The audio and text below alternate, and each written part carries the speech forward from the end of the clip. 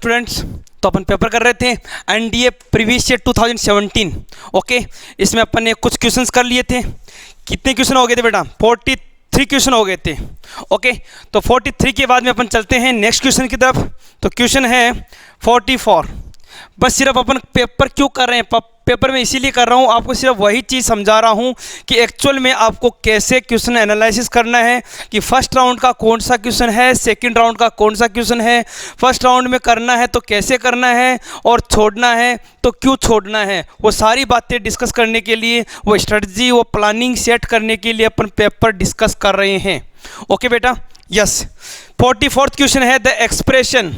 देखिए इस टाइप का एक क्वेश्चन है, sign alpha plus sign beta upon cos alpha plus cos beta, और जो इसके ऑप्शन हैं 10 अल्फा प्लस बीटा बाई 2, इसके अलावा cot alpha plus beta by 2, sine alpha plus beta by 2 and cos alpha plus beta by 2। देखिए बेटा, एक मेरा सजेशन ये है कि इस क्वेश्चन को करने के लिए आप अल्फा बीटा का वैल्यू अज्यूम करके भी कर सकते हैं, अल्फा बीटा का वैल्यू अज्यूम करके भी कर सकते हैं, बट इस क्वेश्चन में वो ज़रूरत नहीं पड़ेगी, बिकॉज वैल्यू पुट करने से बेटर है डायरेक्ट फॉर्मूला बन रहा है यहाँ पे। क्यों बन रहा है? क्योंकि ये 10 और कॉट के ऑप्शन मेरे को दिखाई दे रहे हैं। तो बहुत से क्वेश्चन अपन ऐसे कर चुके हैं जहाँ पे 10 और कॉट में आंसर आते हैं।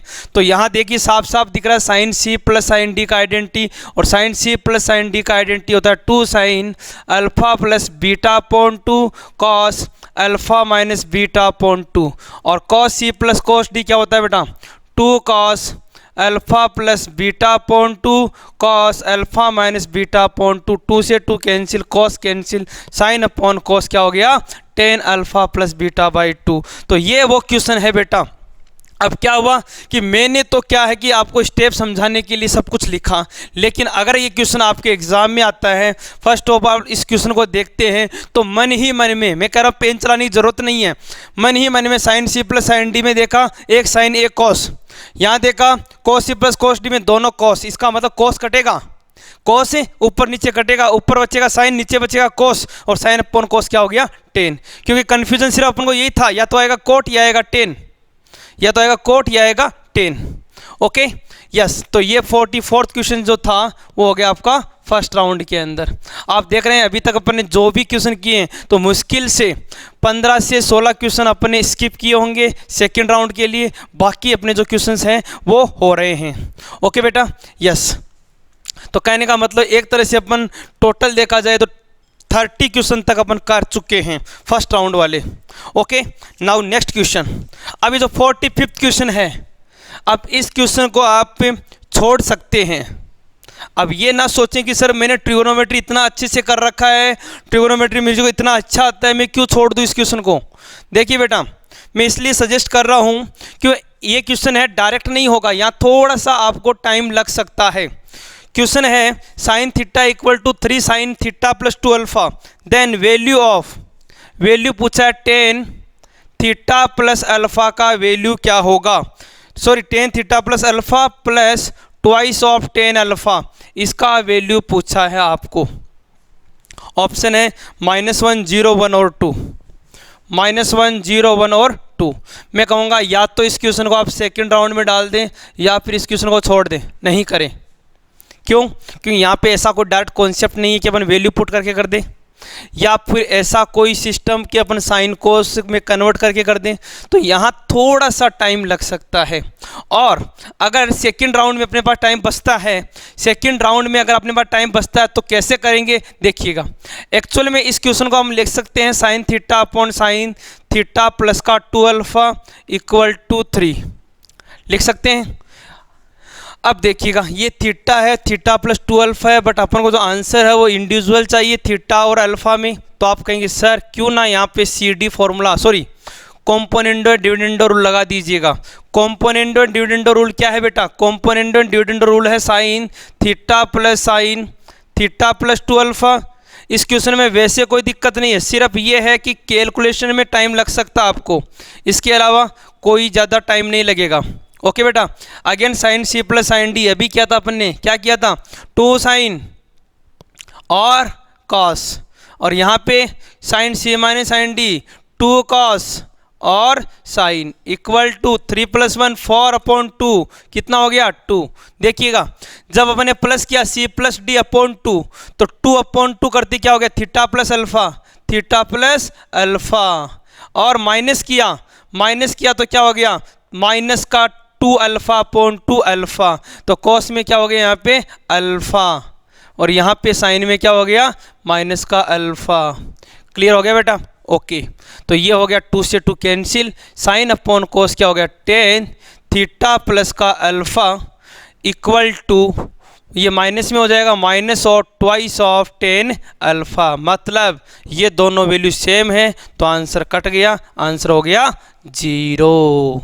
क्लियर है बेटा। तो अगर उस टाइम अपने दिमाग में आ जाता है कि कॉम्पोनेंटो डिविडेंडो रूल से करना है तो आप सेकंड राउंड में इस क्वेश्चन को कर सकते हैं। अदरवाइज ऐसे क्वेश्चन के साथ ज़बरदस्ती नहीं करना कि सर मैंने ट्रिगोनोमेट्री बहुत अच्छे से कर रखा है तो मैं ट्रिगोनोमेट्री के क्वेश्चन क्यों छोड़ दूँ। कोई ज़रूरी नहीं बेटा, कोई ज़रूरी नहीं। कई बार क्या होता है हार्ड टॉपिक होता है उसमें भी इजी क्वेश्चन आ जाते हैं, कई बार इजी में भी हार्ड पड़ जाता है तो आप उसमें ज़्यादा कन्फ्यूज़न में मत आइएगा कि कौन सा छोड़ना है कौन सा नहीं छोड़ना। टॉपिक के हिसाब से नहीं छोड़ना, क्वेश्चन की लेंथ और क्वेश्चन जो पूछा है उस सिस्टम के अकॉर्डिंग क्वेश्चन को अपन को स्किप करना होगा या फिर इसको सेकेंड राउंड में डालना होगा। ओके बेटा। Now next question. ट्रिगोनोमेट्री के क्वेश्चन ऑलमोस्ट खत्म हो गए। अच्छा एक क्वेश्चन और आ गया। ट्रिगोनोमेट्री का क्वेश्चन है what is the value of tan 18 degree. What is the value of tan 18 degree. अब इसमें क्या कॉन्सेप्ट है ये तो आपको डायरेक्ट याद रखना है क्योंकि tan 18 का वैल्यू आप जानते हैं sin 18/cos 18 की तरह याद रख सकते हैं। sin 18 का वैल्यू होता है √5 - 1/4 और cos 18 का वैल्यू यहाँ ऑप्शन देखिएगा ऑप्शन में गिवन है 10 प्लस का 2√5/4 4 से 4 कैंसिल हो गया और ऑप्शन नंबर जो है वो A is the correct answer. तो जो 46th क्वेश्चन है इसका आंसर क्या आ गया बेटा ए आंसर आ गया। अब कई स्टूडेंट के दिमाग में ये आ गया कि चलो सर आपको तो याद थी हम कैसे करेंगे। तो आपको बता दूं जब sin 18 डिग्री का वैल्यू पता है कि √5 - 1/4 है तो इस दोनों से आप ये निकाल सकते हैं हाइपोटेनस और निकाल सकते हैं और इसके अकॉर्डिंग आप देख लीजिएगा कि कौन सा आंसर साइन के अंदर ये 4 हो गया तो इसके स्क्वायर में से ये होल स्क्वायर घटा दीजिएगा आपका ये आंसर आ जाएगा। क्लियर है बेटा। तो इस तरह से आप चेक कर सकते हैं। ओके और sin 18 और ये तो वैल्यू तो पता होनी चाहिए आपको। एक तो sin 18 डिग्री का वैल्यू पता होना चाहिए और एक cos 36 का ये होता है √5 - 1/4 और ये होता है √5 + 1/4 ये दोनों वैल्यू पता होना चाहिए। अगर ये आपको पता है तो यहाँ से आप cos 72 भी लिख सकते हैं और अगर ये पता है तो यहाँ पे आप sin 54 भी लिख सकते हैं। क्लियर है बेटा। Okay now next question. ये भी फर्स्ट राउंड का क्वेश्चन था बट ये तभी पॉसिबल होता जब आपको sin 18 का वैल्यू क्लियर होता। अगर sin 18 का ही वैल्यू क्लियर नहीं है तो आप इस क्वेश्चन को छोड़ देते। ओके बेटा। Yes now next question 47th question. 47th जो क्वेश्चन है वो बिल्कुल कॉन्सेप्ट वाला क्वेश्चन है बेटा। 47th या तो इसका आंसर आएगा या नहीं आएगा, इसमें सेकंड फर्स्ट का कोई झंझट नहीं है। अगर या होना है इस क्वेश्चन को तो फर्स्ट राउंड में ही हो जाएगा, अदरवाइज फिर सेकंड में भी नहीं होगा। क्यों नहीं होगा देखो क्वेश्चन क्या है XYZ be positive real number such that XYZ in GP। XYZ क्या है इन GP, XYZ GP में गिवन है। Okay and tan inverse X, tan inverse Y, tan inverse Z are in AP। अब देखो भाई ध्यान से tan inverse X, tan inverse Y, tan inverse Z in AP। Question बोला XYZ GP में है, tan inverse X, tan inverse Y, tan inverse Z AP में है। ओके तो बताइए विच इज़ द करेक्ट, इनमें से कौन सा करेक्ट होगा। पहला ऑप्शन XYZ, एक है XZ = 1, एक X not equal to Y and Y equal to Z और एक है X इक्वल टू Y और Y not equal to Z। एक बात बता दूं बेटा आपको, ये क्वेश्चन tan इनवर्स में तो आपको सिर्फ कंफ्यूज करने के लिए लिखा है। एक्चुअल में ये बोलना चाह रहा है कि XYZ GP में है। तो मैं आपको बता दूं अगर XYZ GP में है तो tan inverse X, tan inverse Y, tan inverse Z भी किस में होंगे GP में होंगे। अगर ये GP में है तो ये GP में होंगे, लेकिन क्वेश्चन बोला कि ये AP में है, इसका मतलब GP और AP दोनों क्या है इक्वल है। और दोनों इक्वल हैं जब AP AP और GP इक्वल होते हैं कब? जब XYZ तीनों क्या होते हैं? इक्वल होते हैं। तो ऐसे कुछ कॉन्सेप्ट होते हैं जो आपको डायरेक्ट पता होना चाहिए कि अगर कोई नंबर्स AP और GP दोनों का सेम है, इसका मतलब तीनों नंबर क्या है? सेम है। तो यहाँ पे ये GP बोल दिया, ये AP बोल दिया, और आपको बता दूँ ये GP में तो ये भी GP में होना चाहिए। कहने का मतलब दोनों सेम होने चाहिए, और दोनों सेम है इसका मतलब XYZ तीनों आपस में क्या है? इक्वल है। क्या है बेटा? इक्वल है। क्लियर हो गया? यस। तो ये था 47th का। तो ऐसे क्वेश्चन या तो फर्स्ट राउंड में या फिर हटा दो इनको। क्यों? क्योंकि ये फिर ऐसा नहीं है कि आप इसको 20 वाले का ट्वाइस करके ये सारा सिस्टम लगाएं, क्योंकि अगर आप उसके अकॉर्डिंग करेंगे तो बहुत टाइम आपका कंज्यूम हो जाएगा। ओके बेटा? Yes. Now 48th question. 48th question बहुत इजी क्वेश्चन है बेटा। अब ट्रिगोनोमेट्री में ऐसे क्वेश्चन आप कभी मत छोड़ देना, क्योंकि ये क्वेश्चन बहुत इजी है। आपकी सीट के अंदर भी है, कई बार एग्जाम में पूछा हुआ है। 10 to अल्फ़ा पूछा है, अल्फ़ा प्लस गिवन है, अल्फ़ा माइनस गिवन है, 10 to अल्फ़ा पूछा है। एक्चुअल में ये पूछना चाहा है कि 10 to अल्फ़ा को अपन लिख सकते हैं अल्फ़ा प्लस बीटा और अल्फ़ा माइनस बीटा। बोलो ये वाली वैल्यू और ये वाली वैल्यू सेम है। अब आप कहीं से 10a प्लस बी का फॉर्मूला लग जाएगा। क्या होता है 10a प्लस बी का formula? 10a plus 10b, 10a plus 10b upon 1 minus 10a into 10b। मतलब ऊपर कितना आ गया? 3 और 2 5, नीचे माइनस का 5। आंसर कितना आ गया? माइनस का 1। एक बार दोबारा देख लेते हैं। 10a plus 10b upon 1 minus 10a into 10b। Sorry 1 है यहाँ पे, तो यहाँ पे कितना आएगा? ये 3 2 5 और ये हो गया 1 माइनस का 2 माइनस 1, मतलब माइनस का 5 आंसर हो गया। तो आपका ऑप्शन, सॉरी मिस्टेक कर रहे हैं कहीं ना कहीं मिस्टेक कर रहे हैं अपन। क्या कर रहे हैं? दोबारा देखिएगा एक मिनट, जल्दबाजी में मिस्टेक हो जाती है। 10a प्लस बी, तो 10a plus 10b upon 1 minus 10a into 10b। तो 10a, सॉरी यहाँ पे 3 नहीं है 1 है। ओके, कभी कभी जल्दबाजी में ऐसा मिस्टेक हो जाता है बेटा। ये पता चल गया मेरे को, क्योंकि ऑप्शन में था ही नहीं वैल्यू, और अगर बाय द वे ऑप्शन में होता तो ये मेरा क्वेश्चन आते हुए भी गलत हो जाता। तभी तो मैं कहता हूँ कि अगर आप 80 अटैम्प्ट करते हैं तो 4-5 क्वेश्चन तो ऐसे ही होते हैं जो आते हुए भी गलत हो जाते हैं, क्योंकि दिमाग वहाँ पे कई बार ऐसी वैल्यू कंसिडर हो जाती है दिमाग में कि बस से अपन को पता ही नहीं चलता गलती कहाँ है। अब ये कोई गलती नहीं है, क्योंकि मुझे याद बार बार 3 दिख रहा है यहाँ पे, एक्चुअली में 1 है, बट मैं सोच रहा हूँ 3 है। इसलिए छोटी छोटी गलतियाँ हो जाती है कई बार, क्योंकि एग्ज़ाम का जो प्रेशर होता है वो भी कंसिडर करते हैं अपन, क्योंकि अगर थोड़ा बहुत भी है तो क्वेश्चन के गलत होने के चांसेस बनते हैं। ओके बेटा? यस। तो ये 48th क्वेश्चन था, बहुत ईजी था। Okay, now 49th question. 49th question भी बिल्कुल ईजी क्वेश्चन है, 10th क्लास का क्वेश्चन है। देखा जाए तो क्वेश्चन है sine b plus c upon 2 equal to cos a by 2। इसके अलावा 10, अब कई स्टूडेंट सोचते हैं कि सर ये तो उसका आ गया प्रॉपर्टीज ऑफ ट्राइंगल का क्वेश्चन आ गया, पता नहीं हमसे होगा कि नहीं होगा। लेकिन आपको बता दूं बेटा, बहुत इजी कॉन्सेप्ट है। Sine b plus c equal to cos a और 10b plus c equal to minus का कॉट a। देखिएगा, इसका आंसर बोला है कि 1 and 3 सही होगा, 1 and 2 सही होगा, 1 and 4 सही होगा, 2 and 3 सही होगा। ये आपको पूछा गया है, तो दिमाग लगाइए बेटा 49th क्वेश्चन के अंदर। तो क्या होगा देखो एक मिनट ध्यान से। 49th क्वेश्चन में आप देखिए कि b प्लस सी बाई 2 और ये a बाई 2, इसका मतलब आप सब जानते हैं ट्रिगोनोमेट्री में कि a प्लस बी प्लस सी 180 होता है। तो b प्लस सी का वैल्यू क्या होता है? b प्लस सी का वैल्यू होता है 180 माइनस का a, मतलब b प्लस सी बाई 2 का मतलब हो गया 90 माइनस a बाई 2। तो sine 90 minus a by 2 cos a by 2 होता है। Sine 90 minus a by 2 cos a by 2 था। इसका मतलब फर्स्ट वाला आपका करेक्ट है, फर्स्ट करेक्ट है। अब फर्स्ट करेक्ट है, इसका मतलब ये तो नहीं हो सकता। अब बच गए इन तीनों में से। सेकंड को चेक करते हैं। Second 10 b plus c by 2, again वही 10 90 माइनस थीटा कोट थीटा होता है। सेकंड भी सही है, फर्स्ट भी सही है, सेकंड भी सही है। इसका मतलब ऑप्शन नंबर बी आपका करेक्ट हो गया। बताइए, ऐसे इजी कॉन्सेप्ट भी आ जाते हैं।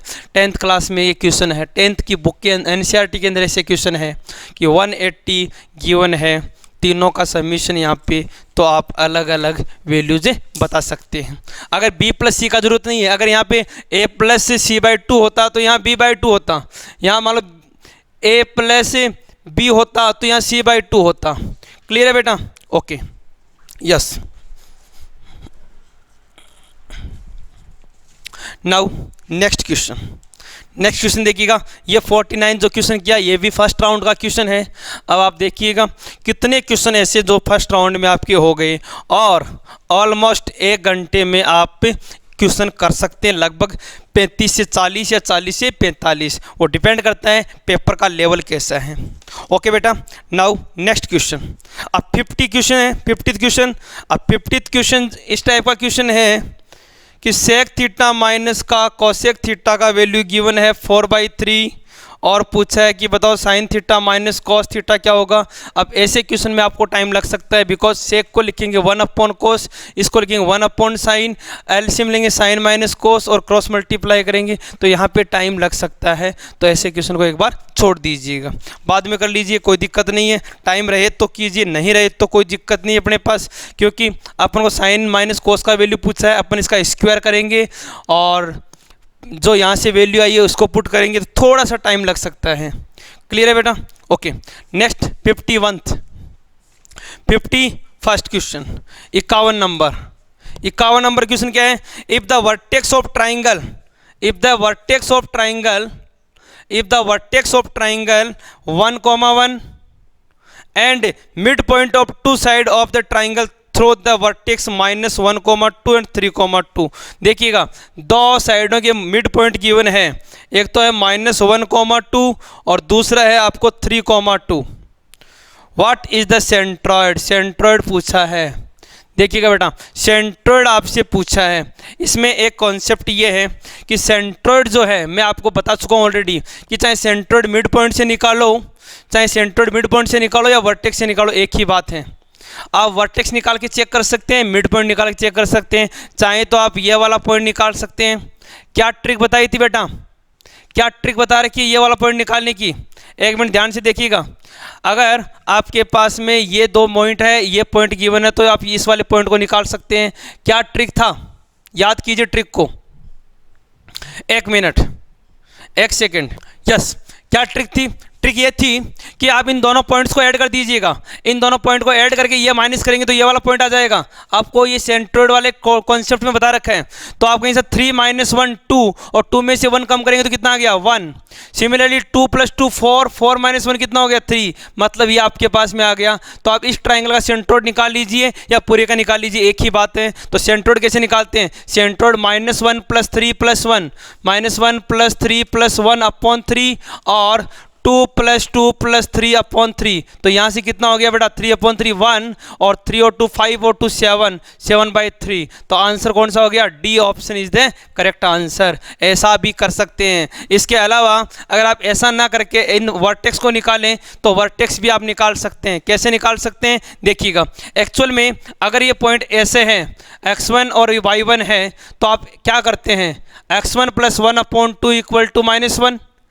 तो ये कितना हो गया? x1 = -2 और -1, तो ये कितना हो गया? -3। आप ऐसा करें, इस पॉइंट का डबल करके माइनस कर दें, तो इस पॉइंट का डबल कितना हो गया? -2 -1 -3। इसका डबल 4 - 1 कितना हो गया? 3। इसी तरह इसका डबल 6 - 1 कितना हो गया? 5। 2 2 जा 4 - 1 कितना हो गया? 3। इनसे भी आप मिड पॉइंट निकाल के देख सकते हैं। कैसे? देखो, 5 और 1 6, 6 - 3 3/3 1, 3 और 1 4, 4 और 3 7/3। यहाँ से निकाल लीजिए, एक ही बात है। तो सेंट्रॉइड निकालने का कॉन्सेप्ट आपको बहुत बार बता चुका हूँ कि अगर मिड पॉइंट से सेंट्रॉइड निकालिए या आप वर्टेक्स से निकालिए, एक ही बात है। तो ये 51st जो क्वेश्चन है ये भी सेंट्रॉइड का है, फर्स्ट राउंड का है। मैं आपको ऑलरेडी कितनी बार बता चुका हूं कि कोऑर्डिनेट ज्योमेट्री जो है इसको कोई भी स्टूडेंट छोड़ के ना जाए बेटा, बहुत इजी क्वेश्चन आते हैं। देखिए, अभी कोऑर्डिनेट के ही क्वेश्चन मैं आपके साथ डिस्कस करने वाला हूं 1 बाय 1। देखिएगा, नेक्स्ट क्वेश्चन है कोऑर्डिनेट का 52 क्वेश्चन। देखिएगा, ये भी फर्स्ट राउंड का क्वेश्चन है। इन सेंटर ऑफ ट्राइंगल। अब इन सेंटर का नाम लिया तो स्टूडेंट के दिमाग में बड़ा फॉर्मूला दिमाग में आने लग गया कि सर इसका 1/√3 है, एक पॉइंट 0,0 है, एक 2,0 है। बताइए इन सेंटर क्या होगा? एक बात बता दूं मैं आपको कि सबसे पहले इन सेंटर का फॉर्मूला आपको पता है ax1 bx2 cx3 अपन a plus B plus C वाला होता है। आप ए बी से निकालेंगे, ये डिस्टेंस निकालेंगे, ये डिस्टेंस है 2, ये डिस्टेंस निकालेंगे 2 - 1 ये 2, और ये डिस्टेंस निकालेंगे कितना आ गया 2। आप कहेंगे इक्विलेटरल ट्राइंगल है, और इक्विलेटरल के केस में सेंट्रोइड, इन सेंटर, ऑर्थो सेंटर, सरकम सेंटर एक ही जगह लाई करते हैं। कहने का मतलब इस क्वेश्चन में भी आपको क्या निकालना है, सेंट्रोइड निकालना है। आपको बता रखा है इक्विलेटरल में सारे के सारे पॉइंट एक ही जगह लाई करते हैं, तो सेंट्रोइड कैसे निकालेंगे, सबसे इजी है 2 + 1 3 + 0 3/3 1 √3 + 0 तो √3/3 मतलब 1,1/√3 इज द आंसर। ये 52nd क्वेश्चन भी फर्स्ट राउंड का क्वेश्चन है। अब बताओ, अगर आप शुरुआत में, अगर शुरू में आपने देखा होगा 1 से लेकर 10 तक जो क्वेश्चन थे उनमें 3 4 5 क्वेश्चन ऐसे आए थे जो टाइम कंज्यूम कर रहे थे। अगर आप वहाँ पे अपना टाइम लगा देते और यहाँ पहुँचने में आपको 1-1.5 घंटा हो जाता, तो अब आप इन क्वेश्चनों को भी गलत कर देते। क्यों? क्योंकि शुरुआत में अगर आप टाइम खराब कर देते तो अब मेंटर पे इतना प्रेशर आ जाता कि अपना 1 घंटे से ऊपर हो गया, अपना 1.5 घंटा हो गया, अभी तक अपन 50 क्वेश्चन नहीं कर पाए, तो ये एक प्रेशर आ जाता है। तभी मैं कहता हूँ कि क्वेश्चन को स्किप कीजिए। अगर टाइम ले रहा है, टाइम कंज्यूमिंग है, क्वेश्चन को स्किप कीजिए और नेक्स्ट क्वेश्चन के ऊपर आइएगा। ओके बेटा, तो ये देखो कितने इजी क्वेश्चन है। अगर आप मेंटली प्रिपेयर रहेंगे और अगर आपके पास प्रॉपर टाइम रहेगा, अगर आपने शुरू में क्वेश्चंस पे टाइम खराब नहीं किया, इन क्वेश्चन के लिए टाइम रखा है, तो मैं कह रहा हूँ ये क्वेश्चन चुटकियों में हो जाएंगे। देखिए 53 क्वेश्चन, ये देखिए 53rd क्वेश्चन है, ये भी बहुत इजी क्वेश्चन है, बहुत इजी क्वेश्चन है, आप चुटकियों में कर देंगे। The 3 conjugative vertex of parallelogram, एक पैरेललोग्राम के 3 वर्टेक्स गिवन है, -2 -1 1, 0 4, 3। बताइए फोर्थ वर्टेक्स क्या होगा? बेटा क्या ट्रिक बताइए इसके लिए, क्या ट्रिक बता रखी है इसके लिए? आपको 2 ट्रिक बता रखी है। एक तो बता रखी है कौन सी, मिड पॉइंट वाली, इधर से मिड पॉइंट निकालो और इधर से मिड पॉइंट निकालो।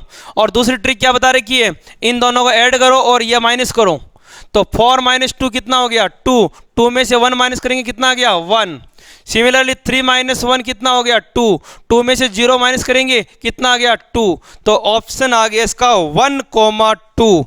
तो 1,2 53rd का आंसर हो गया ए। 53rd का आंसर कौन सा हो गया बेटा, ए। तो ये आपका करेक्ट आंसर हो गया। तो ये आपको कॉन्सेप्ट बता रखा है कि अगर आपको सेंट्रोइड में, सॉरी पैरेललोग्राम हो, चाहे आपका रेक्टेंगल हो, इसके अलावा रोम्बस हो, इन सब में यही पैटर्न बता रखा है कि अगर 3 वर्टेक्स देके 4th वर्टेक्स पूछता है तो इन दोनों को आप ऐड करो और ये वाला इसमें से माइनस करो, तो अपने आप ही आ जाएगा, जैसा कि अभी अपन ने पिछले ट्राइंगल में किया था मिड पॉइंट वाले कॉन्सेप्ट में। ओके बेटा, तो बताइए इन तीनों क्वेश्चनों में, मैं कह रहा हूँ इन तीनों क्वेश्चनों में मिला के 1 मिनट लगा आपको। अगर आप तीनों क्वेश्चन की बात करें कोऑर्डिनेट की, तो इन तीनों क्वेश्चन में मिला के 1 मिनट लगा है। तो बताओ ऐसे क्वेश्चन होते हैं जो अगर आप टाइम बचा रखा है तो आप बहुत अच्छे से इन क्वेश्चंस को कर पाते हैं। देखिए 54th क्वेश्चन, 54th क्वेश्चन भी बहुत इजी कॉन्सेप्ट है। बोला there are 2 circle intersect at 2 distinct point. अरे बेटा 2 सर्कल एक दूसरे को पॉइंट्स पे कट करते हैं, क्या कॉन्सेप्ट बता रखा है आपको याद है कि सेंटर के बीच का डिस्टेंस जो है वो लेस होता है R1 + R2 से। जैसे ही इसने कहा 2 पॉइंट पे कट करता है, तो ये कॉन्सेप्ट याद कीजिए बेटा, सारे सिस्टम टच करता है तो C1 C2 के बीच का डिस्टेंस R1 + R2 के बराबर होगा। और अगर दोनों को कट नहीं करता तो क्या लिखा रखा है, C1 C2 ग्रेटर देन होगा R1 + R2 के। बता रखा है बेटा सारी बातें। तो उसी के अकॉर्डिंग आप बोलेंगे सर सेंटर के बीच का डिस्टेंस, अब ध्यान से देखिएगा 2 सर्कल गिवन है, एक है x² + y² = R² और सेकंड है x² + y² माइनस का 10x + का 16 = 0। देखिएगा पहला जो सर्किल है इसका सेंटर है 0 0 और रेडियस है r। दूसरा जो सर्किल है उसका सेंटर है -5,0 -5,0 और रेडियस हो गया √5 का स्क्वायर 25 - 16 मतलब 9 का √3। रेडियस कितना हो गया 3। तो बताइए सेंटर के बीच का डिस्टेंस कितना है, सेंटर के बीच का डिस्टेंस है 5 लेस देन R1 + R2, आप बोलेंगे R + का 3 मतलब ये हो गया आपका 2 less than, sorry R is greater than 2। R is greater than 2 is the correct answer. तो option number D is the correct answer हो गया। ओके बेटा, तो ये 54th हो गया। Now 55th question. अब देखिए 55th क्वेश्चन स्ट्रेट लाइन का क्वेश्चन है। दिखने में लेंदी दिख रहा है लेकिन 1 सेकंड का भी क्वेश्चन नहीं है, ये मान के चलिए आप। 53 फिफ्थ क्वेश्चन में क्या लिखा है, what is the equation of circle passes through the point 3 -2 -2, and having the centre. देखिए ध्यान से, एक्चुअल में ये बोलना चाह रहे हैं कि what is the equation of circle, उस सर्किल का इक्वेशन क्या होगा जो 3, -2 से और -2, 0 से पास होता है और उसका सेंटर जो है वो लाई करता है 2x - y - 3 = 0। इन 3 कंडीशन को फॉलो कर रहा है ये सर्किल। अब पहला जो सर्किल बोल रहा है वो है x² + y² + 3x + 2 = 0। Second option है x² + y² + 3x + का 12y + का 2 = 0। ये है x² + y² + का 2x = 0 और x² + y² = 5। देखिएगा बेटा, अगर मैं इसको सिस्टम से करूंगा तो मुझे 2 मिनट या 1 मिनट लग सकती है, लेकिन कॉन्सेप्ट से करूंगा तो कुछ नहीं लगेगा। अगले ने कहा कि सर्किल इन पॉइंट से पास होता है, कहने का मतलब जैसे ये बोला कि -2 0 से पास होता है, क्या ये -2 0 से पास हो रहा है? क्या नहीं हो रहा। पास होने का मतलब XY में रख के देखिए, ये हो रहा है क्या, -2, 0 का मतलब हो गया 4, 0। तो यहाँ पे रखेंगे आप -2, 0, ये सेटिस्फाई कर रहा है क्या, ये इसको सेटिस्फाई कर रहा है क्या? आप कहेंगे सर ये 3 का स्क्वायर 9 हो गया, यहाँ पे हो गया आपका 4 और ये -4, ये सेटिस्फाई नहीं कर रहा।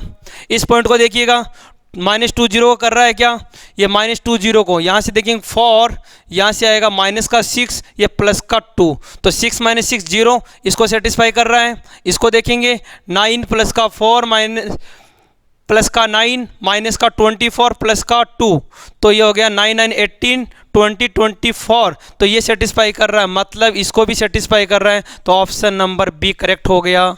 तो ऐसे क्वेश्चन में आप डायरेक्ट पुट कर सकते हैं। मान लो more than 2 circle are satisfy, then check the centre.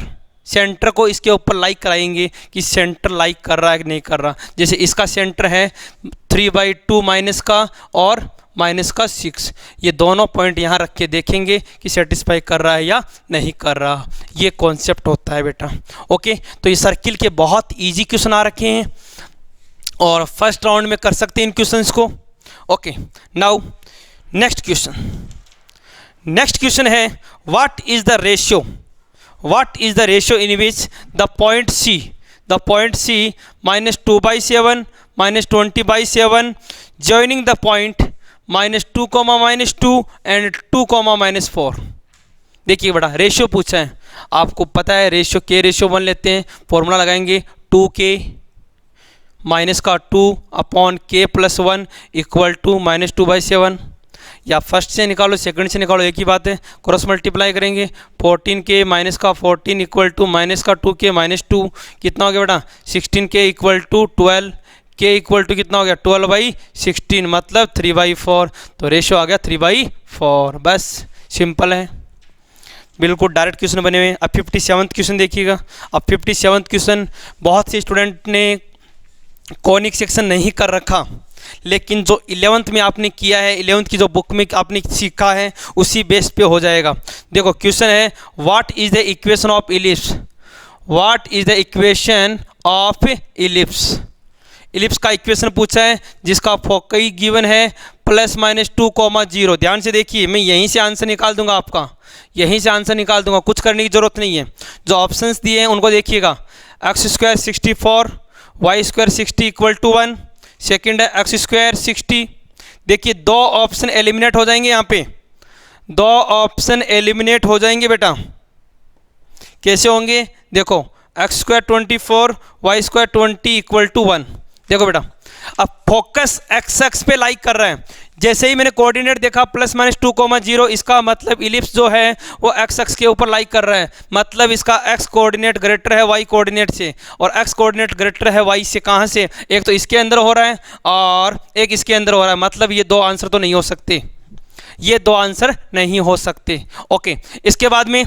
इसके बाद में क्या है कॉन्सेप्ट, इसेंट्रिसिटी का फॉर्मूला आप जानते हैं, 1 - क्या लिखाया था, छोटे का स्क्वायर अपन बड़े का स्क्वायर, अपन बड़े का स्क्वायर, 60/64, तो ये आ गया 4/64, मतलब यहाँ से हो गया 1/16 और 1/16 का हो गया 1/4, मतलब ऑप्शन नंबर ए करेक्ट हो गया। तो बताइए, ऐसे क्वेश्चन में आपको टाइम लगाने की जरूरत ही नहीं है। आप सबसे पहले 50-50 तो यही हो गया, इसका 50-50 तो यहीं पे हो गया। क्यों हो गया 50-50?